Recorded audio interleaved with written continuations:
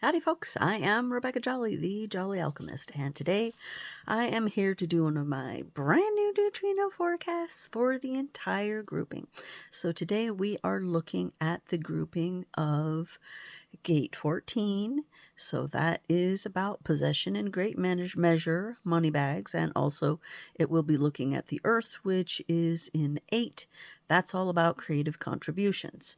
So just real quickly, 14 is right here, coming out of the sacral center in the individual circuitry, leading towards the G center, and then 8 is coming from the other direction in a mirrored way. We'll talk about mirrors, from the throat, wanting to make a creative contribution with all that creativity that's coming out of the G center. So both of those are individual circuitry, and I haven't established the camera here because I want to turn it around and show you the details in case you're curious about that, and then we can talk about the progression of these gates and the crosses and all that. In fact, yeah, I'll get the cross information too, so let's do that. All right, so here we have the page for the beginning.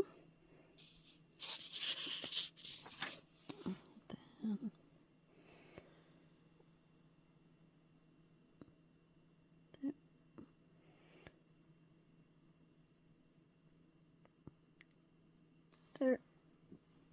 And let me reach the book here where we can get, here we go.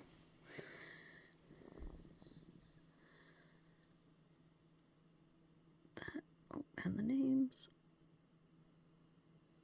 And the next one. There. And a little bit of that too. Okay. Alright, so now I will get this camera anchored, and cool, we can talk about the details. So we are talking about 6 lines worth of material all at once here, and in this very first episode report, whatever it is, a transit report, but it's, to my mind, upgrading from looking at every single day, which had its problems, to looking at the entire grouping, which is really looking at 3 crosses all together. We're looking at that span across all 6 lines. Oh, and I even have a very old copy of a cheat sheet that can show the 6 lines real quick so you can see. We're going to go up through the whole entire house of the hexagrams and look at what all those meanings are so that we can see some insight into what's coming up for us in the next approximately 6 days, 5 to 6-ish days. And then the next time I do this for the next grouping, I will spend some time also looking back into the past and saying, did I learn anything? Did I see anything? Did I feel anything? Did you learn anything, see anything, or feel anything as we were going through this? So this is both at the same time giving you folks more of a view ahead at the same time, and also putting more information into one place rather than breaking it up into every day, which, as you know, made kind of some problems because it doesn't exactly fit in every day. So I won't be doing a recording necessarily every 6 days, but just whenever that time is coming around, although of course I'm going to be doing my work every day so that I can feel the feelings and know all the no's and stuff like that. So anyway, getting down to it. Our right angle begins with the cross of contagion. This is the 4th version. We have already looked at the 3rd version in the dailies, But now we're looking at the one that's in the fourth quarter, so it's really having to do with transformation and not just interpersonal relations like the third one did. This one is, of course, having 14 in the sun position, 8 in the earth position, and then the underlying support. So 14 in the, let's come over here and do it here. 14 in the sun position, 8 in the earth. So we are going to have some vertical mirroring here, a concept which I just discovered and blew my mind. And the underlying energy is 29, so that's commitment here in the channel of discovery, and 30, which is kind of off the edge here, but you can see that's coming down from the emotional center, and that is clinging fire, the fates. Will the fates allow me to have the thing that I want or not? Well, turns out when it comes to the 14th gate, a lot of times the answer to that question is yes, because that 14th gate represents money bags. They call this in the I Ching the wagon, and the wagon is full of riches, and it's driving through the streets. And Ra tells people, well, if you had your wagon full of riches and it was driving through the streets, would you want everyone to just reach in and take a handful of it? Well, most people would say no. I would be the only exception probably to that case, but oh well, I'm a utopiast, what can I say? So in terms of human design, that turns into this money bags that we're getting, this inheritance, this riches, which actually does translate into money. So it's power, energy, currency, money. It's looking for a direction. It's looking for where to go. So it's looking for the key. And that key is found in the second gate, which we just went through recently. I believe it was right before we did the channel of explanation. Yes, it was the 4323. We were looking at the right angle cross of the Sphinx, which is the very beginning of that fourth quarter, and looking into the nature of that one, the creativity and the direction coming there. So now we're looking at the other ends of those channels, and in this case, that direction on the other side of it has a wagon full of money. So it's not necessarily money, but it translates into money. It can definitely be money, and it can more easily be money than it could for people who do not have this. Now, of course, everyone has everything, just not all the time. So we all have the ability to gain wisdom about it, but there is definitely something about the nature of power and money and direction going on here in the 14th gate. So we are going to look at that. So yeah, let's go through the lines a little bit and see what we've got there. I made some notes for myself to be able to go through this whole thing a little bit more easily. So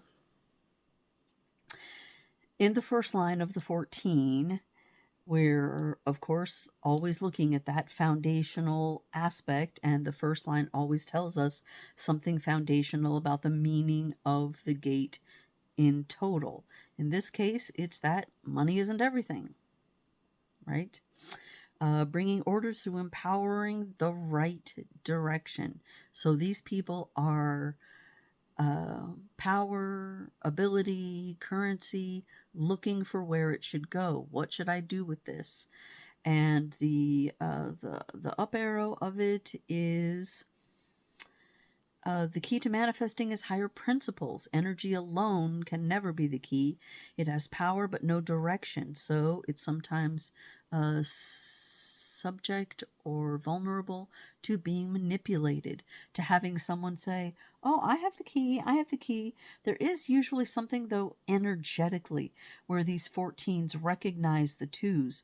I've heard a couple of people telling now stories of having second gate activations and people coming to them saying, I got the goods. Give me the direction. Tell me where it should go. And they're sometimes not so happy about that. I got all these 14s coming at me, and I don't really want them. Sometimes, but there it is. And the down arrow of that, Or the other side of that is the delusion that you can throw money at problems. Now we're looking at 8-1 that goes with it, and that is in the gate 8. It's called holding together. Coming here, it's also individual circuitry, so it's not like anything else, and it's looking to get its individuality, its mutation out into the greater world. How can it do that? By making creative contributions to the world. So, basic worth is realized in contributing individual efforts to group goals. This is the gate that Ra calls the art gallery owner. Yeah. So in the relationship that we have here in this channel, the 8 would be the gallery owner and the 1 would be the artist. So they're working together to promote creative contributions. But the 8 part is the almost like the one that recognizes something of value in the other and wants to help bring it out. It's a very selfless kind of energy generally. So, line 1 is honesty, truthful acceptance of limitation that is transcended through sharing. So, I have all this individuality, I have so much to give, but in order to be able to give it, I need to share with others. And there's on the upside, awareness that the whole is greater than the sum of its parts.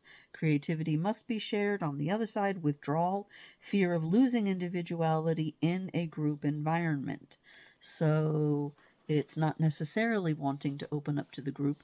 And of course, fear is a theme of all first line beings, and that is for them an invitation to gain knowledge about how things work, to gain foundational knowledge so that they can have an antidote to that fear and they can be a resource for other people. And really, this 8th gate is about being a resource to the community. And then we have the 14th gate on the other side. So this one's coming out of the sacral center.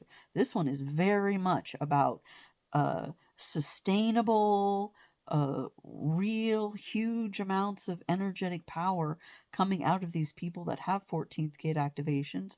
And then we have the 8th being, of course, connected to the throat, which is the voice saying, I can do this. Yeah. And we also have a mirror here from the 8-1 to the 43-23. So the 43-23 says, I know. And the 8-1 says, I know I can. Interesting how that goes, but they're really both different kinds of expressing the individuality and the what that person has to give the world in order to change it in some way. As we move into the second line, we're talking about in gate 14 management expertise that can help find the direction, and in 8 we're talking about service, to serve the highest good selflessly. And they are, of course, in both of second lines, because second lines are second lines, projecting out what it is that is the nature of this gate. Now, they don't necessarily have that projection like the gate 8 has this projection of their ability to make a contribution. Can they really make a contribution? That remains to be seen. They're not deep. They're not diving into it. They're not really examining it. They're just naturally, giftedly being that, or sending that message out to others so that when others looking at them, they go, oh, this is the person that can make a creative contribution. Maybe they can, maybe they can't. The upside of that is the potential to be an example through unselfish expression. And the other side is the willingness to be an example, but for a price. This is what Ra calls the taxi driver. You pay me money? Okay, I will take you there. I will give you my contribution. And then when it comes to the 14, the money bags management, it's the ability to delegate responsibility. Power is not trying to do it all. Of course, it is a projection. So it's the projection that they can delegate responsibly. On the other side, we have the vanity to be one's own best expert and power in individuality. So no judgment. So it's not necessarily a negative, it's just the other side of that spectrum, as I have said so many times. So we're looking at whether or not they are actually getting help to find the direction or whether they want to be their own direction. Ra says he tells people with this 14-2, be your own direction, be your own expert, follow your own advice, maintain your individuality. Okay. When we move into the third line, we're talking about service in the 14, and it's a little bit confusing because we have service in the second line of the 8, but we're talking about different kinds of service, and so I guess he's making a case for it. But really, it's in the case of 14.3, externalizing the power as service. So 14's got that power. How is it bringing it out as service with trial and error? So what they're saying is, I have the resources, I have the money, I have the abilities here. Can you show me where to go? Can you show me where to put them? Can you show me where it is? And in doing that, sometimes because of the nature of the third line, that experimentation, that bonds made and broken, that back and forth kind of energy, they will choose the wrong person. And then they will learn the hard way and things will go poorly for them. And so over the course of a lifetime, they learn to recognize, okay, I've made enough mistakes now. You can provide the right direction for these resources that I have. Okay, fine. And then they learn a little better how to go into that direction. The other side, so the 3 on the upside is selfless contribution to society, which may give to the wrong causes. The other side is greed and the self-destruction of moral fiber, which happens because they're wanting to not give the power at all. And holding that power, Ra says, makes them physically sick. So you don't want to do that. That's not a good idea. If you got power, if you got resources, if you got the 14.3, it's about finding how those need to be given out to the community. And there is this flavor of wanting to serve, needing to serve, wanting to give to others. So on the other side of that, we have the 8th gate moving into the 3, and Ra calls this the phony. And the reason that is because they have this contribution to make, but they make the mistake of thinking that the style is more important than the substance in this contribution. So they're looking on the surface of things rather than on the underside of things.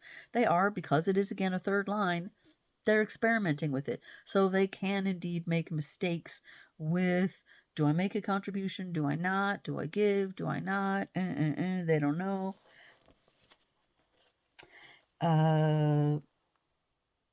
The style, but not the substance of communal action. So the upside is the perfected and rarely detected superficial intimacy. On the other side, shallowness that underestimates others and overestimates its own ability to continue its deception without detection. Now, of course, when we say the word deception, people are going to judge. So let's get past that little judging minute to explain that the individual here is playing a role. They're wanting to contribute, but they're not sure how to do it, so they're trying on different different costumes, so to speak. Shall I do it this way? Shall I do it that way? I don't know. I don't know if I really want to do it at all. So it's this big area of experimentation there, and we can understand that because in experimentation and in making mistakes is how we gain wise and gain knowledge and wisdom that we can then turn around and share with others, specifically monetizing it. Yes, in the same way that I am taking my huge life full of so many mistakes, so many crashings and burnings, and turning it into something that can actually support me in the end of my life while I'm recognizing that all the mistakes that I made, there was some value for that in the end. It wasn't just me being all kinds of fuck up. Yeah. So as we move into the 4th line, we're going to be moving into, out of the cross of contagion. Oh, and I can say something else about that, and that is that the contagion is, it's It's about the wealth, it's about accumulation of wealth, but it's about giving it out. And that's where that creative contribution happens, because um it draws shocking terminology here again, but it's about really getting something out, transmitting something out, sending something out to make a difference for other people. So we have that. Of course, Ra does make the point, and I should make the point as well, that this does carry, this cross, the theme of burnout, because we have the blind commitment to things, or commitment to the wrong things. And when we commit to the wrong things, it just doesn't end well. Burnout is the basically inevitable result of that. So, yeah. It is being focused on finding the correct direction and establishing security. We'll look at that in the fourth line here in a minute, but I wanted to give the juxtaposition cross as it switches the underlying support theme from 29 and 30 into 59 and 55. So this is getting ready to have Sleeping Phoenix energy, because 59 and 55 are what we're going to be having a real change inside of as we move into the next phase of the world beginning in 2027. As I've said so many times before, we're not going to really feel it or experience it or know it necessarily in 2027. It will only be 20, 40, 100 years later that we look back on to 2027 and say, that was where it shifted. So knowing about that shift ahead of time can give us power to handle it with grace. That's why I'm here, to help us see the energy ahead, recognize the changes, and handle them gracefully. Yeah. So 59, which is coming for us, is the gate of intimacy. And this is, of course, our sexual role gate. And then we have 55 here, again, individual circuitry, and that is abundance. It's coming out of the emotional center, so we are looking at emotional abundance, but really it's looking at the nature of all kinds of abundance, especially with us moving into an age of abundance. It's good news. That's the thing, basically. It's not actually a time for fear and rabble rousing. It's actually a good thing. It's something that we have been preparing for a long time. We are ready for it. We're really, really ready. The only people who aren't ready are the people who are on top going, oh, I want to hold the power and have the old way and go back to when I was okay and everybody else was my slave. Well, I'm okay with letting that time go. Those guys can grow up or die. That's what I say. So, the juxtaposition cross is the cross of empowering. And then it'll move through into the left angle cross of uncertainty, which is the same activations 14 and 8, 59 and 55. And it's just moving into the transpersonal numbers, where they're really dealing with the other rather than what's happening in the right angle, which is this is me inside of my internal process, and the fourth, which is just beginning to be like, oh, there's somebody outside, maybe I should deal with them. So now we come back to our numbers, where we can talk about line 4 starting with 14. It is security. Concentration on securing a strong foundation. So it's a strong foundation for all those riches and inheritance, money bags, wagonfuls that are happening in the 14th gate. The upside of which is protection from assault, developing skills as a focus on strong foundations, and on the other side, overconfidence, forgetting skills or not developing skills, which in competition may threaten security. It's kind of like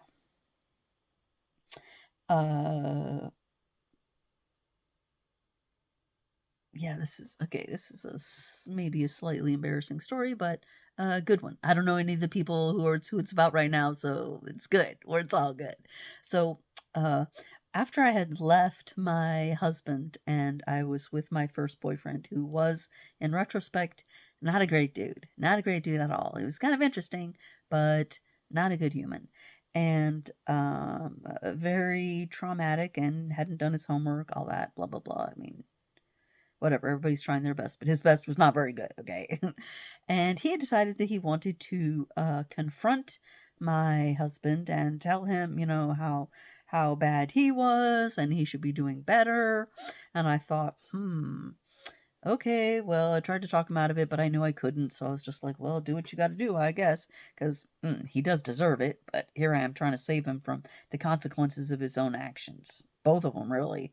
So he comes back to me after it's all done, this boyfriend of mine, and he says, yeah, well, it didn't work. And I said, why not? And he said, well, I had, planned it out in my mind. I had, foreseen like every possible thing that he could do, and I was ready for him. If he wanted to fight, if he wanted to confront me, whatever he wanted to do, I was just ready. And I was like, okay, so what did he do? And he said, he ran away. He turned around and he ran away. And he was like, that was the one thing I was not prepared for. And I thought, talk about secure foundations. You're so ready to punch, but if you're so ready to punch, you're really vulnerable to being kicked in the groin. So that's what we're talking about when it comes to secure foundations. If you set your secure foundations, you're all good. But if you forget the details or aren't really looking to build the proper foundation, then you can be weak when the time comes. The other side of that, the Earth activation, 8.4 is respect, naturally recognizing the contributions of others and leading by example. What a beautiful design. On the upside, uncompromising drive to assimilate, fixed communication towards direction, and of course, anytime we talk about the fourth line, we're talking about the desire to be influential, the ability to be an opportunist, no judgment, waiting for the opportunity, and when the opportunity comes through the network of the four, because the fours all work through networks, then they jump on it. So Ra always, he wore out the records, saying for the fourth line beings, don't get a lover till you have another lover. Don't leave your job till you have another job. Always wait for the opportunity to make the shift. If fourth line beings jump or switch before they have the new thing established, they're groundless. They've lost their networks. It doesn't go well for them. So he's like, don't do that. Okay. So, in this case, it's about, fixedness. So 14.4, the fixedness needs to be on, or is, it's not about needing because these people are naturally fixed, fixating on making a strong foundation. And in 8, it's a fixation on figuring out how to communicate, how to work towards that direction. So, and on the other side of that, we have, in a group where limitation is transcended, reason alone cannot predict individual worth. What does that mean? Well, he uses the example of the team leader not always being the captain. On a football team, you have the captain of the team, but a lot of times there will be somebody else who actually naturally falls into a leadership position, and that's not something that can be predicted a lot of times. Of course, human design can predict it, but there aren't that many people using it yet, so it's not an idea that's fully incorporated into society, which when it does, oh my gosh, how much power we have to be ourselves, know ourselves, love ourselves, grow ourselves, and really make a difference for not only ourselves, but for our planet and future generations.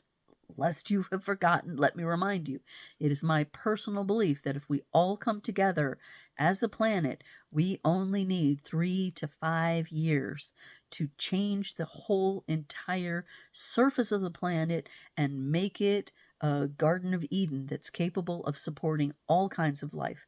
Animal, vegetable, mineral, little bitty bugs, people, everybody. So it's, after a while, one begins to wonder, why can't we do it? And the answer is momentum. we don't have momentum. We have this grinding from the past that's holding us back, that's saying, oh, it really needs to be about still community and leadership to the top and hierarchy and let's support our kings and our billionaires and our orange people. Let's give to them and us be with nothing. Let's be slaves for them.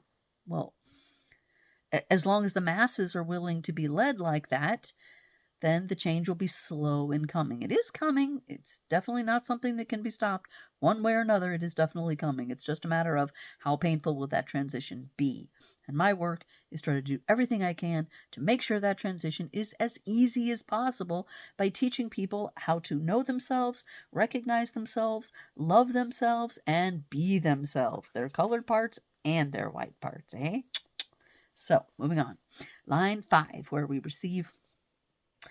have information about the highest expression of these gates. Gate 14, the money bags, and gate 18, the creative contributions. This is what people want to see when they see gate 14 or 8. So, in 14.5, it's arrogance. No judgment. Projection of power. Others assume they have the power. Now, they may not have the power, but it is projected on them that they have the power, they have the resources, they have everything. And then what tends to happen is that 14.5 will say, yeah, I got the power, but where's it going to go? Are you going to take me there? I don't know. You don't look like you can really take me there. And that expression of theirs, that projection, it comes across as being arrogant. It's not necessarily arrogant, it's how it comes across. So the upside of that is innate dignity.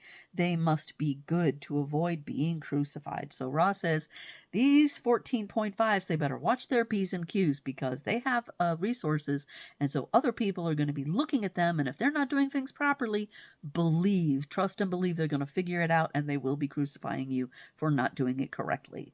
So be careful. Be a good bunny if you're 14.5. Don't try to get away with scammy things because it's not going to work for you.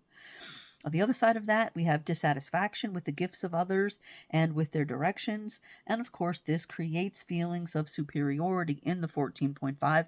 I'm so good. I'm so wonderful. Where's the person who can match me and take all of my delicious goodness to a good place? On the earth side of this, we have 8.5, which is called Dharma by Ra, successful union after a proper term that encourages separation. So we are here talking about this energy of the gallery owner, the person who is the supporter of the arts, who's making a creative contribution by helping other people to rise. Yeah. And in the nature of that, what's happening is they're being teachers on some level. They're supporting and helping and guiding and guarding others. And then we have in this fifth line the recognition that that really is usually only happening for a certain amount of time. So we have the parent who guides and guards the skills and abilities of the next generation, but then needs to release them. So on the upside of that, we have contribution as part of a process of sharing. It accepts and expects limitations. It's teaching the other.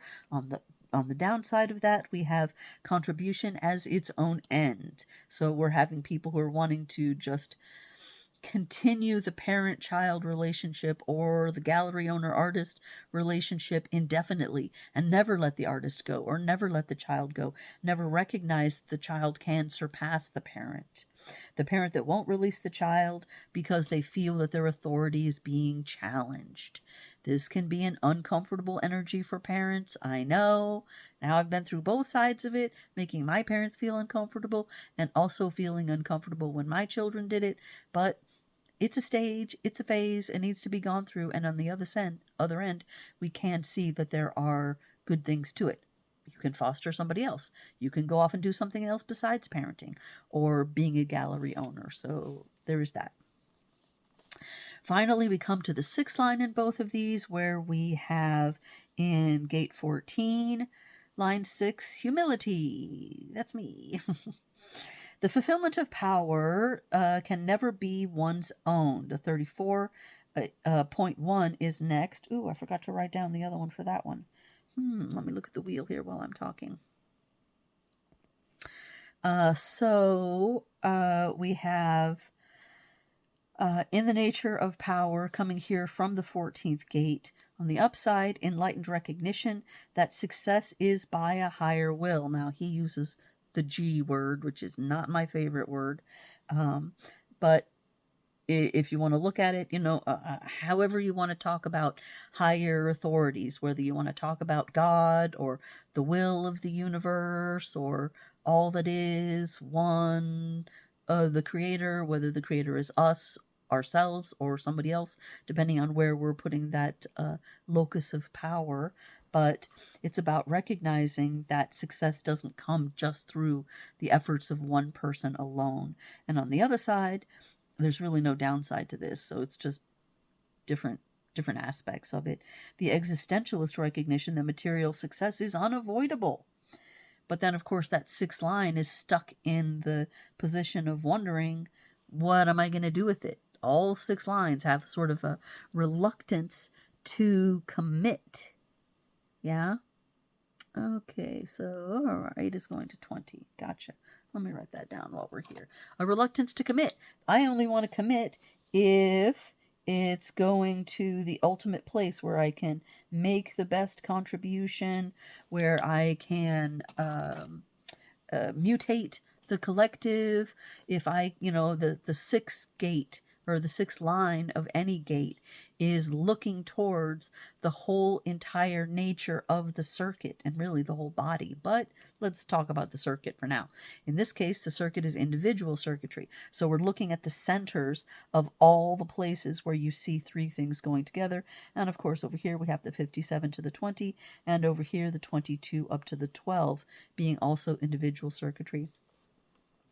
And so the 14.6, while it's understanding, yes, I have power, I have resources, I have the ability, I also recognize that it was a gift from whatever source, and that it's my responsibility to make sure it goes the right place. Where do I want it to go? Well, they're looking at the 34.1. That's power. They're really looking at, okay, by saying power, that's going to be confusing. It's a different kind of power. Yeah. This is sacral power for being busy, and this is sacral power for having resources that go. So, yeah, there's that. It's looking for how it can do something bigger, do something larger, how it can create real value and worth for all of humanity and not necessarily just for itself. 8.6 on the other side is communion, certainty which grows out of harmony. So really, when we're talking about creative contributions, we are talking about a recognition that on some level, it's all about proper timing. And that entails learning the hard way pattern recognition. Again, a different kind of pattern recognition than what is really happening here in the 44th gate, because this is the patterns of people, whereas the 8 is talking about patterns of contribution, patterns in timing for things to happen properly, patterns in being able to say I can do something, and then actually learning how to be able to follow up and do the something that you say you can do. Because not always do we have the thing happening where that 8th gate says, oh yes, I can do this, this, and this, and then they go do it.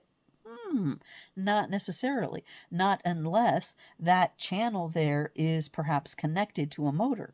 Like if you had somebody who had the 8.1 and the 2.14, then that sacral motor is firing all the way up, and that person does have much more of an ability, although because it's sacral motor, it's still, of course, definitely happening in a sacral way, so by response. Whereas, say, if it was happening through the root or the emotional motor, then that would be a true manifester energy happening there. So, different ways for it to happen. Okay. Awareness of patterns that assures correct timing. And here's the important piece, especially when you're talking about anything that has to do with creativity, and that is it's all about moods. We are meant to contribute to the outside when we are in the mood. And when we're not in the mood, we need to stay home and not do that.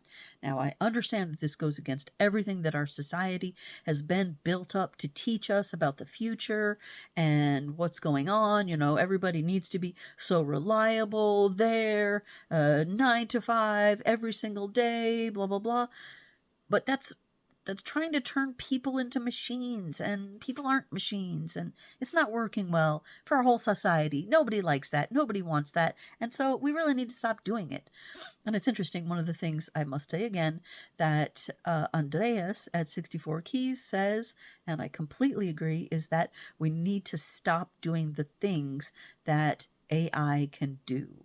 We need to stop doing the things that machines can do better and spend our time focusing on the things that really feed our passions, that make us feel whole, that use our individuality and use our creative contributions, and swinging back around to where I was, use our moods. So we're in the mood to go out. We're in the mood to do good things. We're feeling good. That's the time to go out. That's the time when the root is firing energy up into us and we have the ability to give our creative contributions to the world, to change somebody, to make a difference, to be a stranger of consequence. And when we're not in the mood, when we're feeling shitty, when we're all like melancholy, blah, blah, blah, stay home. When you're melancholy, stay home. Stay home and do art. Stay home and write a song. Stay home and make a painting. Stay home and write a poem. Write a song. Doodle in the sand. Do something creative, because that's what that energy is for. The down parts are for us, to look at ourselves, to be with ourselves, to love ourselves. And then when we're on the upside of the mood swing, go out and make a difference to somebody else. And if we do that, if we can find a way to do that, we can actually find true success, happiness, satisfaction, because things can work properly for us according to the nature of the energy in our bodies and how it wants to work. None of us are getting very far fighting nature. It's not a good idea. We could try it, but it just doesn't work. We have hundreds of years of practicing and trying to make it work, and it's about time we realized it doesn't. So let's stop fighting nature. Let's work with nature and actually get something good done for ourselves. In other circles, this is called going downstream instead of trying to fight upstream all the time. Those of us who find ourselves exhausted and burned out, we've had to learn this the hard way.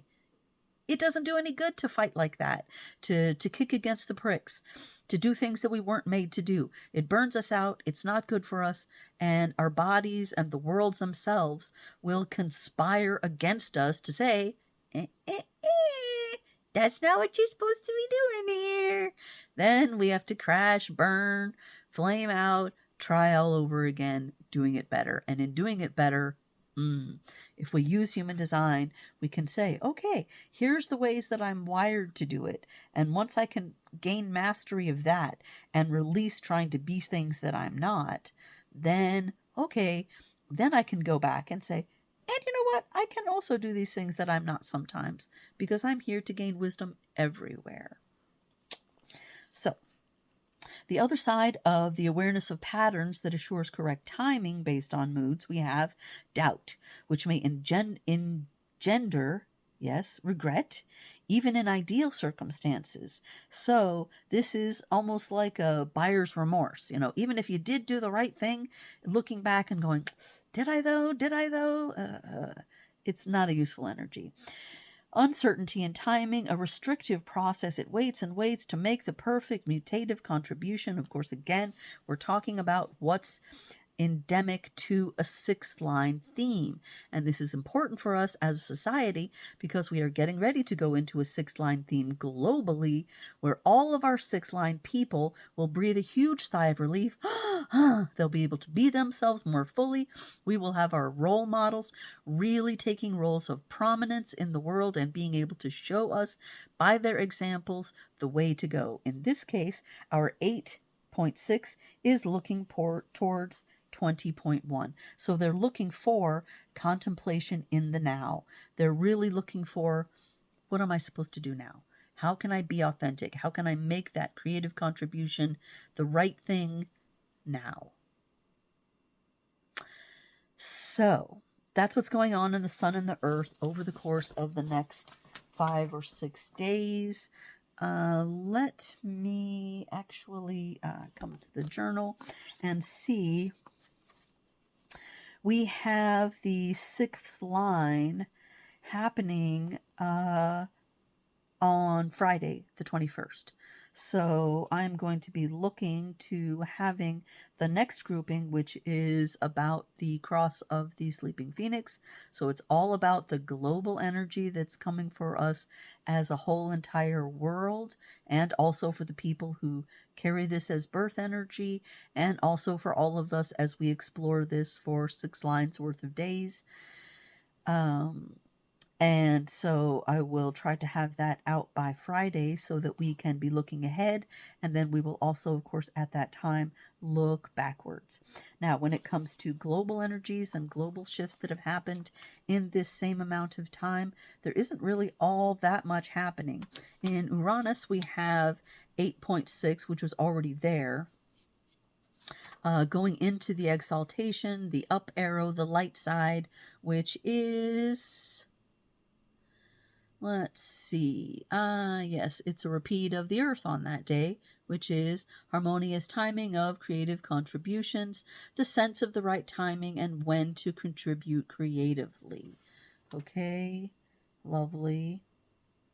And there was something that was happening, but it happened right before. It happened actually in the last time, and I didn't talk about it because I was kind of skimming over all that energy. So we're only 46 minutes in. Let me give an overview of this because it is kind of important in the in global terms for everyone. So we've had 2 important things going on. One is a shift in the nodes, and the other one is a shift in the Chiron. Both of those are pretty important energies. Now, of course, in the nodes, what we have happening is it's the energy that's felt. The nodes are not things, they're positions. So if we think about the moon moving in the sky in a wave, it's actually going to be spending more time at the top and the bottom of the wave than it is in between, because you have it like approaching the top, then sitting at the top, then going away from the top, whereas here it's just moving. And then we have approaching the bottom, sitting at the bottom, moving away from the bottom.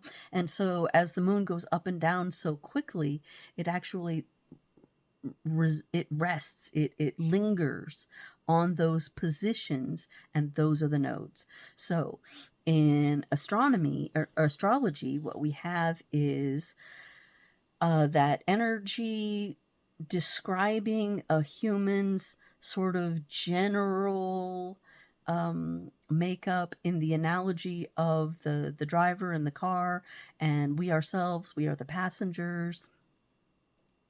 The nodes would be like the tinting on the glass, or the costume that we wear as we're playing out the roles that we see in the sun and earth.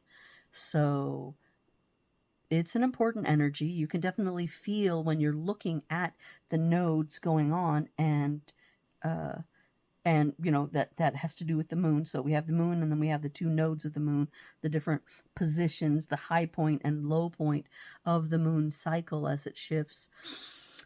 Very strong energies. We're looking at the beginning of life, or what you come in with, or what you're familiar with, what's recognized right away, and then what you're moving into, or your destiny, or what you're going to mature into as you go. So we're going to feel both of those energies, but we're really going to be feeling that south node more in the first 40 years of life, and the north node more in the end of life. So it has been 63 and 64, line 6. So really looking at somewhere else. And now it's moved into line 5, and I did give the definitions for those somewhere. Where did I put those?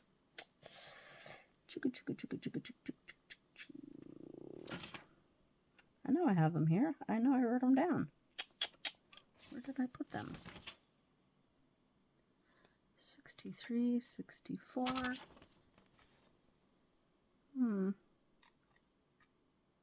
I know I did this. Here they are. Okay. 63, line 5, affirmation.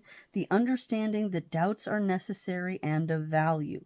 63 is, of course, our gate of doubts or skepticism here up in the mind. And so we're looking in the 5th line at the most evolved aspect of that, or the highest expression of skepticism. And skepticism is, of course, always the very first reaction that we are going to have when some sort of inspiration comes into the mind. This is the beginning of the logical process. So it's something that's got to be chewed on. We can't just take the first thing that comes into our heads as truth. It may be, but it may not be. So we got to chew on it and work on it. So the whole world is moving into this really accepting of skepticism. And I think that's a very good thing, because we need skepticism in the world right now, for all of us to be able to look at the things that are happening in the world, especially the things that are happening from leaders, cheeseheads, weirdos, fascists, and go, I don't think so. No, it does not seem like that's really the direction that's working towards love and the highest good for all of the people. Yeah? Fascism isn't about doing good for a lot of people. It's really only about doing good for me. Well, this is not as evolved. Sorry, it's just not. So we need to be skeptical about all these things that are going on. All of our billionaires that are trying to make us think that they're geniuses because they have money. I don't know how that idea got around, but it's not a good one. Definitely not. Jeff, what the fuck? No. The other side is the South Node 64.5. 64 is on the other side of that, of the crown chakra, the inspiration chakra, and Ra calls it the head. It's so confusing. I like the crown, actually. And it's awareness of confusion. And that 5th line is the ability to be able to enjoy the confusion. Well, I personally find I enjoy the confusion a lot, because knowing human design has given me a feeling of great security. I can look at the patterns and recognize them and feel like, okay, so I can see the energies that's coming. I can predict the energy that the world is going to be feeling, that I'm going to be feeling tomorrow, next week, next month, next year, next decade, for the whole rest of my life. I can see not necessarily everything that I'm going to be doing, especially since now that I'm in my Chiron phase, I'm entering the influence of the cross of the unexpected. Which, by the way, I think I neglected to mention that the right angle cross that we've just been looking at with 14 and 8 is the cross of uncertainty. So there's a lot of uncertainty that's going on there. There's a lot of not knowing whether things can be found, whether the necessary resources are going to be achieved. So yeah, they're providing security, but out of an uncertain place. So yeah, we can definitely talk about more about that next week. But the thing that I was swinging around to is that, what a sigh of relief. I was already, of course, I've said this before, using Chinese astrology and face reading before I discovered human design to help people have a bit of a feeling of security. And I was already in the habit of, when my peeps have a birthday, saying, let's give you a birthday reading. Let's look at the energy that's happening for you in the year ahead, and swinging back around to look at the energy that's in the past. That modality is also based on the I Ching, so it's still useful even inside of human design. It's just that it doesn't give anywhere near the level of detail that this does, because it's a 64 key system rather than what I was using before, which was a 9-key system. Yes, it's based on the I Ching, but when you only have 9 keys, you have the plus side, it's a lot easier to learn. On the downside, it's not able to give as much precise information, although it definitely does give useful supporting information to what humanity can have about the state of their individuality from Humun Design. So, just as a little plug here, I do also give Chinese astrology and face readings in sessions with people who want to know that kind of energy, and it's nice because it's a system that anybody can learn fairly easily as soon as they've been inducted into the nuances of what's going on there. It doesn't take very long, and then you can have some sort of guidance for yourself um, on a basic level to go forward and to understand, oh, this part of my face means this part of my face means that, oh, this is going to be one of my strengths, this is going to be a weakness of mine, all that sort of thing. So if you want to know about that sort of thing, you just come on and see me at Jolly Alchemy, and we can take a look at it and see and give you some power over yourself, because we can actually change the features on our face and thereby change what is our future, change our possibilities. It's very fascinating to see that happen. Really, really fascinating, actually. But that's not what's happening in this transit. So, moving on, the next episode I will do, it will happen, like I said, I will try to get that out by Friday. I don't know, maybe it'll be Saturday. We're just going to see. And at that time, then I will spend the first part of the session looking backwards and saying, okay, I told you ahead of time all these energies that we were going to be feeling as we were moving into gate 14 and 8, really looking at the nature of money and power and where it should go and how it should be given. And then the nature of creative contributions. How can we be creative? How can we contribute to other people? How can we help other people rise up with their creative contributions? And the nature of all those things there. Did we feel it? Did we see it? Did we have stories about it? And then we will go on and talk about that sleeping phoenix. Woo! So, until next time, y'all take care of yourselves.